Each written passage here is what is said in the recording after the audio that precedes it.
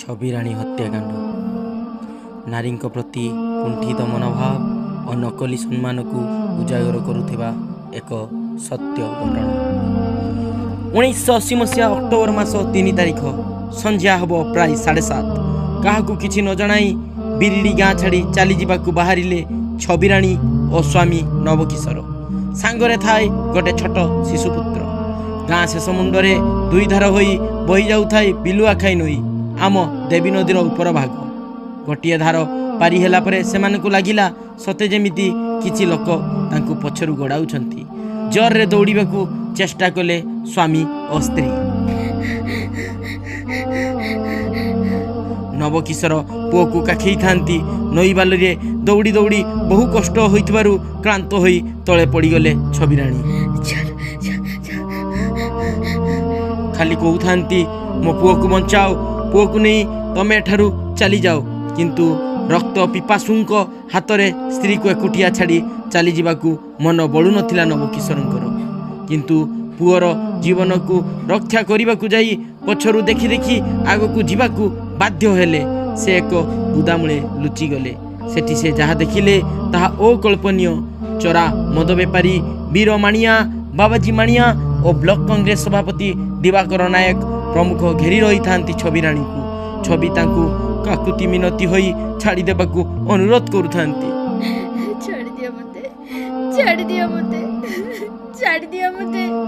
किंतु बुदामूले लुचि थिबा स्वामी को कान परदा फटाई हृदयर प्रतिटी धमनी को टिक टिक करी काटी पकाउथाय।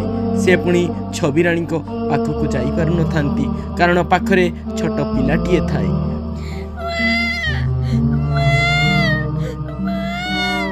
बापा माँ पाखरे पुअर जीवन सेमानक जीवन ठारू अधिक थिला। आउ किछि उपाय न पाई अन्य बाट देई नवकिशोर पुओ को काखेई पाख गाँ कुंदुरारे पहुँचिले। जड़े बंधु घरे पुओ को छाड़ी देई गाँ मुखिया को सबु कथा कहले। तप्तर होई गाँर किछि युवकों को धरी बिलुआ खाई नदी पठरे पहुँचिले नवकिशोर। सेठारे पहुँची से जहाँ देखिले से सते जेमिति तांको कलिजा खसी पड़िला। स्तब्ध होई पड़ी जाइथिला प्रतिटी ओडिया। नदी पठारे बालीरे पड़ी रहिथिला छबिराणी को अर्धनग्न मृत शरीर। मुंडरू पाद जाए सबु अंगरे क्षत चिन्ह भांगी जाइथिला। विवाह बेदीरे पिंधिथिबा नाली चूड़ी एवं मंगलसूत्र। रक्त जुड़ुबुड़ू बालुका राशि सभ्य समाज को जणाई देउथिला छबिराणी सह होइथिबा पाशविक अत्याचार कहानी। मृत दूतों पाखरु रक्षा पाइबा पई छवि केते जे संघर्ष करिथिबे ताहा जणा पडुथिला सेई नई बाली पड़िथिबा छबिराणी नख आंपुड़ा चिन्हरु।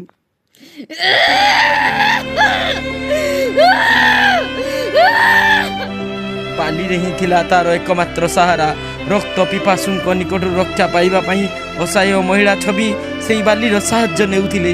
दुई मुठा बाली सेमानक मुह को फिंगी थिले।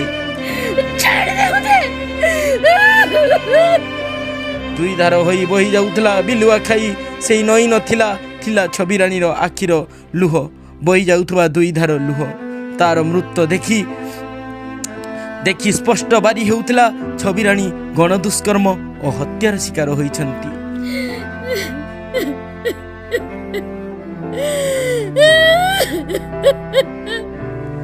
स्वामी नवकिशोर निकटरे जोरे रड़ी छाड़ी कांदिबा व्यतीत आउ किछि उपाय नथिला। पश्चिम बंग मेदिनीपुर एक बंगाली परिवार रे जन्म ग्रहण करिथिले छबिराणी। तांको भाई पुरी रे एक मठ तत्वावधारक भाव काम करती। परिवार सह छबिराणी पुरी रे रहुथिले। सेठारे तांकर नवकिशोर सहित प्रेम विवाह होइथिला। बाहागर परे नवदंपति रोजगार आसरे बिरिड़ी आसीथिले। सेठारे सेमाने सांबादिकता करी पेट पोषुथिले। सत्य घटनार पर्दाफाश करुथिबा नवकिशोर और छबिराणी एक लोमहर्षणकारी घटनार चरित्र होइजिबे एकथा सेमानकु जणा नथिला।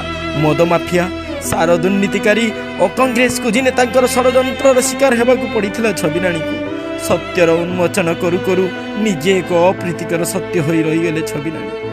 कौनसी कारण न थाई केंद्रीय राजनीतिर मन इच्छा अनेक थर राष्ट्रपति शासन लागुथिला बोली ओडिशार राजनीति आ प्रत्येक स्वाभिमानी ओडिशा जानती। केवल एतिक नुहे आहरी अनेक कारण रही। तेणु ओडिशा ही स्वाभिमान ओडिया संकल्प। वंदे उत्कल जननी भारत माता की जय।